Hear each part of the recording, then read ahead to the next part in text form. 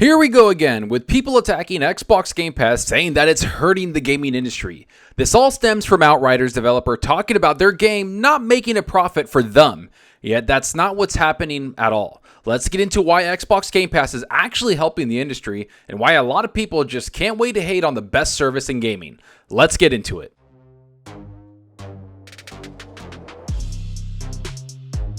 Hey everyone, thanks for stopping by and checking out the video. Remember to hit that subscribe button and that like button. The support is greatly appreciated. And if you want to be notified on future content, make sure to hit that small little bell icon. It helps out the channel a lot. Alright, so let's get into this hilarious outtakes by a lot of people. First of all, I have to admit that Game Pass is something I've always talked about. It's a service that I think Xbox brought into the gaming industry and has completely reshaped the way we consume our games. What I mean by that is we're able to try games we never would have tried before, all for a very affordable monthly fee, which disrupts the traditional way of selling and consuming games across the entire industry, to the point where I think a lot of developers are going to have to change the way they sign deals with third-party publishers. And that's exactly what happened with Outriders developers People Can Fly, who were paid by Square Enix to make the game over, of course, probably 4 to 5 years. And that 4-year mark is an important number because it's when the contract between the two companies was drafted and signed. Now, Outriders was a game that had some hype thrown around it. A lot of looter shooter gamers were looking forward to this game, and I was one of those gamers. Yet it reached its peak hype when it was announced for Xbox Game Pass day and date, to which I think the game got a massive influx of active users, not to mention a much bigger launch than it otherwise would have had. In fact, after launching into Xbox Game Pass, Square Enix had this to say about the game and its success. Square has been bragging about how Outriders has done since launch. Among the highlights, Outriders amassed 3.5 million unique players in its first month. It has average play times over 30 hours. It has extremely high engagement for co-op. All of this has led them to offer some pretty significant endorsements of the future of the game and IP, saying that it's on track to become its next major franchise. This was back in May of this year, so after about a month from its launch, Square Enix admitted that the game brought in 3.5 million unique players to their platform. Not to mention, they said it averaged over 30 hours of game time from their users across the entire game. Oh, and to top it all off, its extremely high engagement made it into their next major franchise. To me, this sounds like a publisher of the game actually saw their game as a success. And let's be real for just a second here. Outriders was a solid game. I thoroughly enjoyed it and played it a lot with my buddies. But it wasn't groundbreaking and its launch was mixed with bugs and problems across the board. So I'm of the mindset that Game Pass helped the game more than anything else. It didn't hurt it. What I mean by that is that they were able to go into the hands of millions upon millions of gamers on the Xbox platform and get people to play their game. And if you look across the board at looter shooters or games that require a community of gamers to run it and make it lively, you can see that it's the best possible outcome for a game like Outriders. So why are People Can Fly going public about not getting paid or not getting their royalties is what people should be looking at. Well, that's because their royalties or their extra money comes from actual sale numbers and not the deal between Xbox and Square Enix that they signed to put the game onto the Game Pass service. Here's what was said by the developers. In a new investor report, People Can Fly has claimed it hasn't received any royalties from Square Enix during Outriders' first quarter sales, which the developer believes means the game hasn't turned a profit despite its success. In a statement, CEO Sebastian said this: "We do not have any sales figures for Outriders. We estimate sales to be between 2 and 3 million copies, and we assume that this result would make the project profitable already in the first quarter of sales. The lack of payment from the publisher probably means that in Square Enix's opinion, this is not the case after all.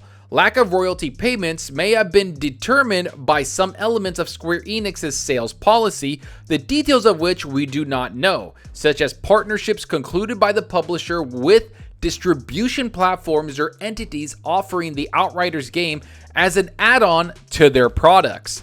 And this is where the contracts and sales numbers come into play. Because like I mentioned earlier, People Can Fly were making this game for years and years. If I'm not mistaken, they were making it for about 4 years. So think back 4 years where gaming contracts were being drafted and signed by developers and publishers and lawyers that were getting involved.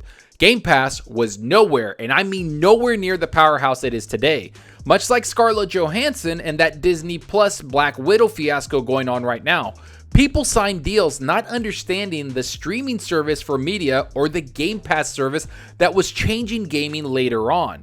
So it was in Square Enix's right to put their games on any platform or service they wanted to, because the contract between them and People Can Fly was set in stone and already signed. And don't get it twisted, People Can Fly got their money. They got paid for making the game. But it's the extra money from sales they really want to get their hands on, because those can turn into huge profits for the developer, and I don't blame them. Of course they want that money. Who wouldn't want all that money to come into their development cycle so they can expand or even make other games? So this isn't something that Xbox Game Pass is a part of. This is squarely on People Can Fly and the publisher they signed a deal with, which is Square Enix. And it's about the sales numbers across all platforms, which are PC, PlayStation, and of course Xbox. And if we look at what the game did earlier this year, you can see that the game was a huge success for the publisher, but also the developer, and maybe even the next big franchise for Square Enix, like they said earlier. Like I said before, if anything, the game coming to Game Pass helped turn it into the success it was, which is something that Square Enix even admitted right here.